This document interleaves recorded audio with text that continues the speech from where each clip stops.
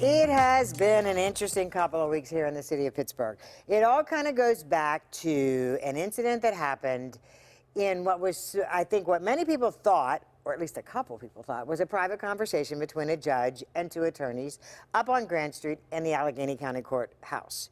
It is an incident that has kind of snowballed. It involved a judge, Judge Mark Tranquilli. We kind of know, by this point, I think everybody kind of knows what happened. It involved the words Aunt Jemima, and it involved the words baby daddy, okay? We'll leave that right there. We won't go into all the details about that. But I think, to me, one of the most interesting parts about this story is, in the past week or so, we saw a gathering of black attorneys put together a letter and address these issues. Frank Walker joins me today. Thank you. Representing this group of attorneys.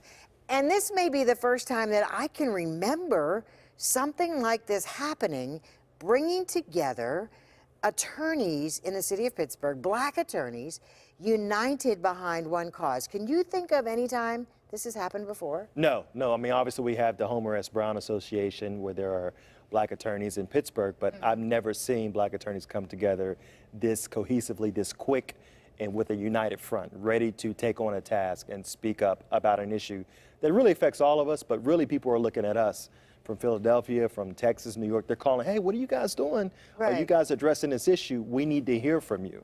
And we wanted to make sure we had all the facts, because as defense attorneys, we get on the news all the time and we say, my client is innocent until proven guilty. So we wanted to afford him the same opportunity as we would a client. Innocent until proven guilty, the facts need to come out, that process needs to play out. But something needs to be said by us, and I think we said that. Well, and I think that's what makes this so interesting, because the scenario played out. It is now being investigated. There is a process by which a judge is investigated. But there were how many attorneys that signed this letter? I believe was it like 10? We were upwards of 15, close to 20. Okay, yeah. All right. And basically the letter said what? Essentially, it talked about the history of what we do and how we appear in front of courts and judges all the time, and how there is an inherent sifting process when it comes to black attorneys and black people. Sometimes when they appear before judges, it's, some people have instant credibility when they walk in. You believe them. But some people, the next thing out of your mouth, it better determine whether or not you belong in that room or not. And it shouldn't be that way. It should be when you walk in, everyone's afforded the same opportunity. We tell people when we select a jury, no one's given more or less credibility simply because of what they do. You don't give an officer more credibility simply because of what they do. You shouldn't give someone else more or less credibility because of how they look, how they dress, whether or not it's a scarf on their head or something. It's totally her right to have that, but it was just so unwarranted, and I think it showed an inability to be fair. And it causes people to pause, because you don't want to think, am I getting a fair shake when I walk into this courtroom? Neither should your client think that. And you and I both know that the realities are people of color, particularly in Pittsburgh and Allegheny County, many people of color automatically go into that courthouse and feel as if they are operating from a point of a disadvantage. Yes, unfortunately, yes, and it should not be that way. I mean, there are sometimes myself and the client, we are the only brown people in that entire courtroom. And there are sometimes 20, 30 cases on that docket, and we're the only ones in there. Sometimes we're not, but on those occasions we are, you look around and you think, wow. But me, I've been there. I've been in those situations before. So I know how to defend, I know how my client's feeling, number one, but I know how to protect their rights. So I think that what this whole thing with Judge Tranquilli has done as well is put a spotlight on the need for more African Americans on the bench, more African Americans on juries, more participation in a process that we're already involved in anyway. Yes, absolutely. I think we have maybe 2 on the Court of Common Pleas. There's none in criminal division. I think there's 1 or 2 in family division. Again, I'm guessing offhand here. It's a small number. It's a very small number. It's very small numbers, very insignificant. But I think there is a need for more greater diversity, not just African Americans, but just a diverse background. We need more people who represent the community, because if you have a certain background from certain communities, you have perspective of what that person's going through, or what this case is about. Sometimes a case comes in front of a judge and you're kind of, you feel like you're explaining to the judge how things work in that community or from this person's perspective. Before you can get to the legal part, you try to educate the judge on this is how things work here, and this is why we're here, and this is why we can't work it out, and we need either a jury or a judge to work it out. Indeed. We got to take a commercial break. I want to talk about what this has done within the Allegheny County Courthouse, because I know there's something in the air there that has to be going on. Oh, yeah. I want to talk about that next. We have a lot more to do this morning on the Lynne Hayes Freeland Show. Weren't you glad you tuned in today? We'll be right back.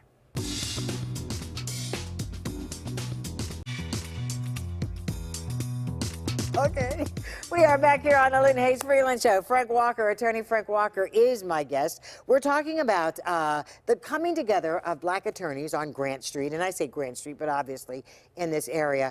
Give me an idea. I mean, how has what happened, the allegations against Judge Tranquilli, subsequently the letter you guys put together, the investigation that's going on, it's got to affect the mood. There's got to be a certain feeling around the courthouse these days as well. Yeah, you know, it's funny. There are attorneys who are stopping us, who are in that group, you know, in the hallways. How do you guys feel? How do you guys feel? You know, what do you think should happen? How do you feel? And again, just like any other client, he is entitled to a full and fair representation, full and fair investigation, and innocence to proven guilty. So if the allegations are true, we want to make sure the process carries out the way it should be. That nothing's hidden under the rug, nothing's behind closed doors. We want an open and fair process. And that's what you're asking Yes. for. That is what you're asking Absolutely. for. In spite of, I know there have been calls for him to be removed from the bench right Absolutely. away, but that's not how it works. It's not how it works. I mean, there has to be a process. I mean, how would we look as if we go in and say, okay, this is bad, he needs to go immediately? That's not how things work. And we can't simultaneously go in the very next day in court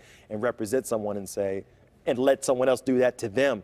We can't do that. He is entitled to a full and fair process. So at the same time, I'm guessing that something like this happening at least begins a dialogue. Sometimes there are things that are right there, whether it involves this judge or someone else, they're right there, but nobody wants to talk about them. Well, I mean, there is always a hesitation of people coming forward because you fear reprisal. You fear someone coming back saying, okay, you came forward against me, now I'm back, and I'm going to treat you a certain way. Right. But we don't feel that way. I don't feel that way. I always choose bravery over courage, and I can't let anyone else come in and say, dictate, oh, you're not going to come in this courtroom. What do you mean? I have a client. He or she has a case. We're coming here. We're looking for justice. That's it. That's the bottom line. I'm not going to let, and people who are with us, we are not going to let someone dictate how we practice. We're not going to let someone have us in fear of practicing every single day, because we have a livelihood and we have a constitution to uphold. Now, we've already seen some fallout. We've seen Judge Cashman come forward and say that he's looking at some cases.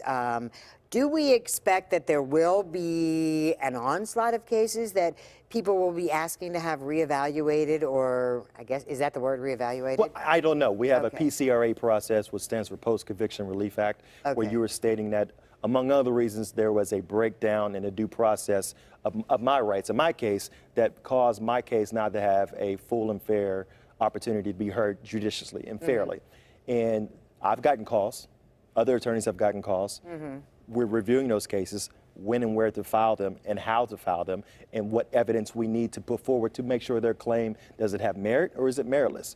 So do I expect more claims to come forward? Yes. Do I expect judges sua sponte to say, we're going to dismiss these cases? I don't think so. I don't think it's going to happen. And from what I understand, the investigation process doesn't necessarily happen quickly. It doesn't.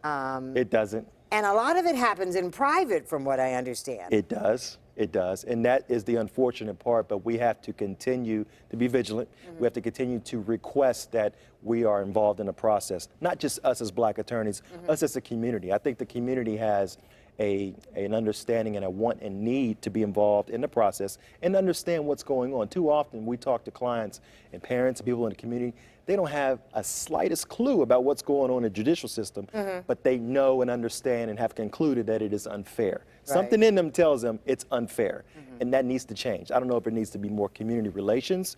There needs to be more talk in the community about what we do in the community, what we do in the courthouse, how it happens, and the procedure by which it happens. There needs to be an education there. Absolutely. Well, I do know this in terms of the community at large. And there's all, since this whole thing has unraveled, there's been all these conversations. We've heard from different community groups making calls. But I think when the Black attorneys came forward, I think there was a sense from the Black community that there was a sense of, yes, that's what we needed, that's what we wanted, because these are the people that are in that battle every day. Yes, understanding that was not the goal, but we understand that is how it looks and that is how it appears. But you're right, there are a lot of attorneys all in this group, excellent minds, more experience than I have, been around longer than I have, been in different courts, and they do different practices. And we all came together, but we understood this is what needs to happen. This is what needs to be said, and it needs to be said by us. Indeed. Indeed. So many folks in the community are applauding that, and that's why I wanted you to be here today, so folks could hear from you representing the group indeed. So we thank you for that. We appreciate it. And I indeed. appreciate it. And in fact, it's not over. We don't know when it'll be over, so we'll just have to stay on top of it. We may have to get you back. Hey, it's not over. I'll bring some friends. There you go. All right. Thanks so much for that. We appreciate it. Thank you. Don't forget, all of this is online, kdka.com/LHF show. And those notebooks, support that young lady. Buy those notebooks. This is important. All of this is important. And of course, don't forget, Monday through Friday, 12 to 3, you can check me out, KDKA Radio.